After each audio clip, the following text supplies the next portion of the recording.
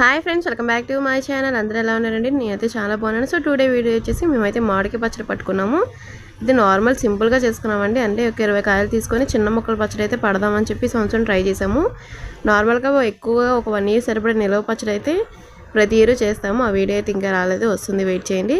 అయితే మామిడికాయ ముక్కలు చిన్న చిన్న ముక్కలు కట్ చేయాలి కదా, అలా అయితే కట్ చేస్తున్నాను. పచ్చడం కాదండి, ముక్కలు కోసేటప్పుడు ఉంటుంది ఆ చెయ్యి నొప్పి అనేది. నేనైతే ఒక్కదాన్ని కూర్చొని కోస్తున్నాను చూడండి. నాకైతే చెయ్యలు అయితే నొప్పులు వచ్చేసాయి.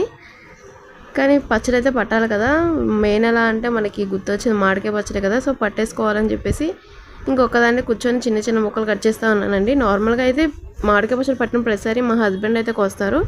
చిన్న ముక్కలు కదా, ఇవి ఆయనకి రావు కదా అని చెప్పేసి నేనే చాక్తో కట్ చేసేసాను. చూడండి మొత్తం కూడా ఎలా కట్ చేసేసాను అన్నీ కూడా.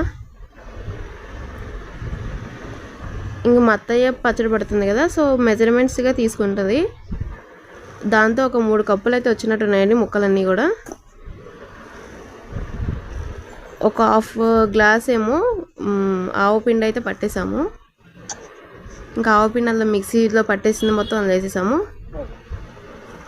కారం కూడా సేమ్ ఇప్పుడు మెజర్మెంట్స్ తీసుకున్నాం కదా, ఆ డబ్బాతోనే తీసుకున్నాము.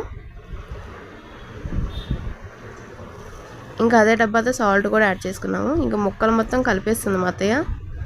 మా అత్తయ్య అయితే పచ్చళ్ళు బాగా పడుతుందండి. అందరూ కూడా అడిగి పట్టించుకుంటూ ఉంటారు ప్రతి ఇయర్ కూడా. అంత బాగా చేస్తుంది మామిడికాయ పచ్చడి అనేది. ఈసారి చిన్న ముక్కలతో ట్రై చేద్దాము అని చెప్పేసి నార్మల్గా ఒక 20 కాయలు అయితే తీసుకున్నాము సంతలో. ఇంకా పైనుంచి పప్పు నూనె ఉంటుంది కదా, ఆ పప్పు నూనె అయితే పోసి కలుపుతుంది.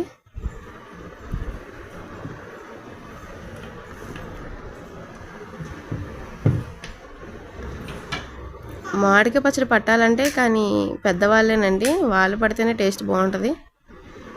ఇంకా గిన్నె ఉంటుంది కదా, మనము 3 డేస్ అయితే పక్కన పెట్టేస్తుంది మా అత్తయ్య స్టైల్లో అయితే ఒక 3 డేస్ పక్కన పెట్టేస్తుంది. తర్వాత పచ్చడి అనేది 3 రోజుల తర్వాత తీస్తుంది. ఇంక మొత్తం కూడా గిన్నెలో కొంచెం ఆయిల్ వేసుకొని అందులో మొత్తం ముక్కలన్నీ కూడా తీసేసింది. ఉప్పు కారం పట్టినవన్నీ కూడా ముక్కలు ఇందులో వేసేసింది.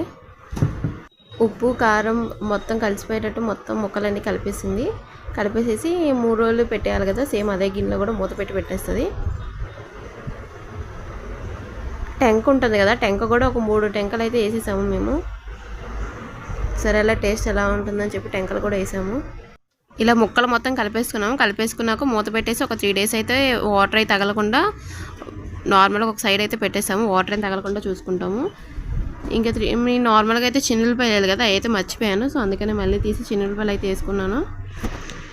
ఇవన్నీ వేసేసాక ఒక 3 డేస్ అయితే పక్కన పెట్టేశాను. 3 డేస్ తర్వాత పచ్చడి ఓపెన్ చేస్తే ఉందండి, కలర్ చూస్తేనే తినాలని అనిపించేస్తుంది. అంత బాగా వచ్చింది, బాగా కుదిరింది. చిన్న ముక్కల పచ్చడి అయితే చాలా టేస్ట్ ఉంటుంది కదా, చాలా అంటే చాలా బాగా కుదిరింది. చూడండి 3 డేస్ తర్వాత ఎలా వచ్చిందో, ఎర్రగా చూడడానికి భలే ఉంది కదా.